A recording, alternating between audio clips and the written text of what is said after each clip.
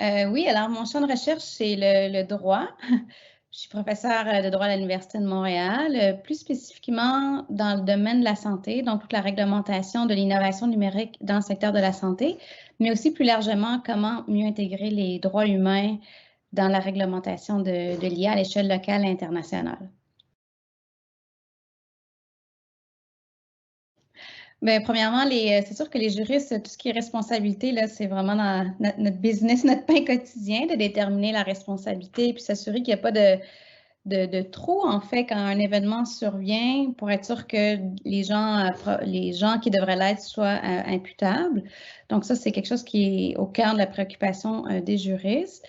Et aussi, dans le domaine de l'intelligence artificielle ou les données ou l'innovation plus largement, je pense que la grande question, c'est, en fait, ce qui va être important pour un juriste, c'est s'assurer que l'innovation numérique responsable comprenne aussi les enjeux juridiques, c'est-à-dire que pour nous, ça serait difficile d'imaginer l'IA responsable ou une technologie responsable qui irait à l'encontre des droits des individus ou qui ne respecterait pas le cadre légal. Donc, c'est vraiment d'intégrer cette réflexion juridique à l'IA responsable pour que ça en fasse une partie intégrante. En fait, les juristes sont toujours très intéressés par les enjeux de responsabilité. Le droit est un outil important pour essayer de déterminer qui peut être responsable dans certaines circonstances.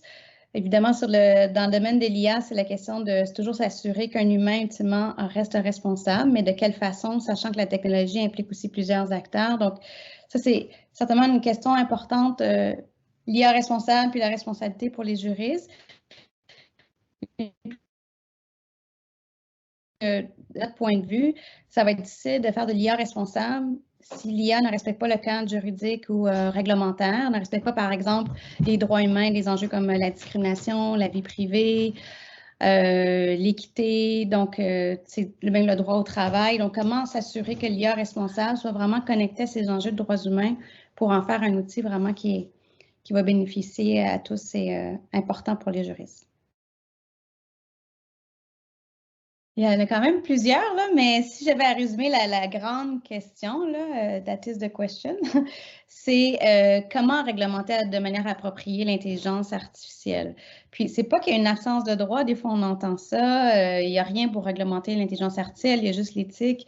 Il y a quand même des cadres qui existent déjà en matière de responsabilité civile, en matière criminelle, en droit administratif, des choses comme ça, mais un des enjeux, c'est est-ce que ces cadres-là, une question qu'on se pose, sont adéquats pour réglementer l'intelligence artificielle avec les particularités qui lui sont propres. Donc, ça, c'est une des grandes questions.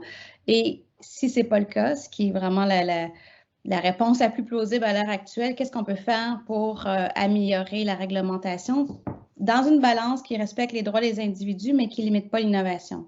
Donc, trouver cette bonne balance-là pour adapter nos cadres réglementaires, non seulement à l'échelle locale, mais internationale, c'est vraiment une grande question qui habite les juristes. Mais la grande question qui occupe, je dirais, les juristes en ce moment, c'est comment réglementer d'une manière appropriée l'intelligence artificielle.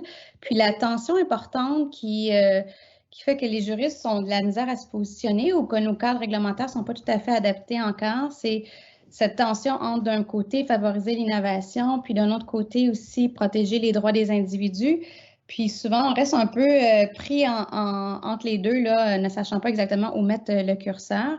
Mais cette capacité à bien réglementer, c'est la grande question. Je pense que une des pistes de solutions les plus prometteuses pour se sortir de cette tension-là, c'est vraiment de réglementer en fonction des risques, la proportionnalité des risques. Donc, plus les risques de la technologie, par exemple l'IA, vont être élevés, notamment pour les droits humains, plus on devra avoir des cadres réglementaires robustes pour prévenir les différents enjeux.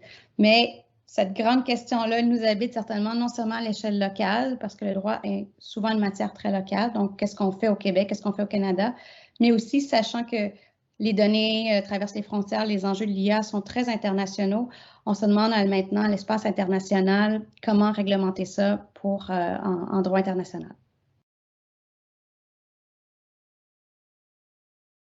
Ah oui, hein, c'est vrai, quand j'ai des temps libres, m'occuper de mes enfants, ça c'est sûr. Mais je dirais, moi j'adore la télé, alors ça j'en ai jamais assez. Malheureusement, je n'arrive pas à l'écouter aussi souvent que je voudrais. Donc, écouter la télé, les séries, tout ça, mais j'adore cuisiner puis skier. Ça, c'est mes deux autres trucs qui m'occupent bien. Est-ce que vous avez des séries favorites? Séries que Ah, vous avez bien? j'en ai mon fils qui me donne des idées à côté, mais ma grande série là, que je réécoute souvent, c'est Game of Thrones, ça c'est sûr, mais il y en a plein, tout ce qui est science-fiction, robots et tout ça, j'aime beaucoup écouter. Là. Je vais sûrement écouter The Witcher dans les fêtes.